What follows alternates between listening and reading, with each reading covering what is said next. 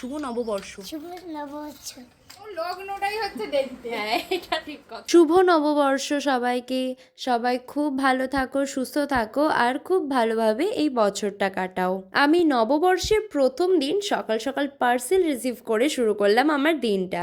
ভীষণ প্রোডাক্টিভ একটা দিন গেছে আর আমি চাই বছরের প্রথম দিনের মতোই সারা বছরটাও যেন এতটাই কাজকর্মের মধ্যে আমি কাটাতে পারি, কারণ খালি মস্তিষ্ক শয়তানের বসবাস। তো আমি স্নান ধান করে একদম নতুন জামা কাপড় পরেই বসে পড়েছিলাম দুধ উতলাতে। পয়লা বৈশাখের দিন আমাদের বাড়িতে কাঠের জ্বালানি করে একটা সরাই দুধ নিয়ে সেটা উতলাতে হয়, এটাই নিয়ম। তো ছোটবেলা থেকে মজার ছলে আমি এই কাজটা করে আসি বলে এখনও প্রত্যেক বছর মা আমাকেই বলে এটা করতে। সারা বছর রান্নাঘরের আশেপাশে আমায় না দেখা গেলেও কিন্তু এই কাজটা আমি ভীষণ আনন্দের সাথেই করি। তবে এবছর হয়ে গেছে কাণ্ড, মানে যেখানে বাঘের ভয় সেখানেই সন্ধে হয়, কথাই আছে না, আমার সাথে ঠিক হয়েছিল সেরকম।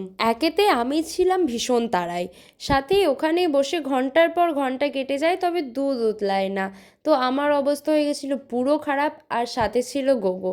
ব্যাস, সোনায় সোহাগা। তারপর তাড়াতাড়ি বাড়ির কাজ মিটিয়ে আমি বেরিয়ে পড়লাম আমার গন্তব্যস্থল, মানে সৌমশ্রীর বাড়ির উদ্দেশ্যে। এসে বসে গেছি, পয়লা বৈশাখ উপলক্ষে কাকিমা মিষ্টিও দিয়ে দিয়েছে। তারপর শুরু হলো ওর ভণ্ডামি, মানে আমার ভ্লগে আমার নামে নিন্দা করছে আমি কেন ওর বাড়ি লেট করে গেছি। অ্যাকচুয়ালি ও আমায় ডেকেছিল আমার হেয়ারে একটা হেয়ার স্টাইল ট্রাই করবে বলে, আর আমি সেখানে ছিলাম 3 ঘন্টা লেট।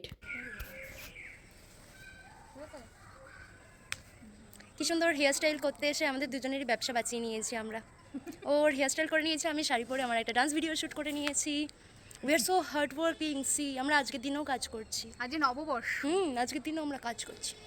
এই এরকম শাড়িটা পরে তারপর আমরা আমাদের কাজ কমপ্লিট করে আমি ফিরে আসি বাড়ি, আর বাড়ি এসে রেস্ট নিতে পারিনি, আবার রেডি হয়ে বেরিয়ে গেছিলাম মার সাথে আর বোনের সাথে, গেছিলাম কালীবাড়ি পুজো দিতে। বছরের প্রথম দিনটা মা সিদ্ধেশ্বরীর পুজো দিয়েই শুরু করতে চেয়েছিলাম। তো বছরের প্রথম দিনটা তো আমার এইভাবেই তাড়াহুড়োর মধ্যে কেটে গেল। তোমাদের কেমন কাটলো জানিও।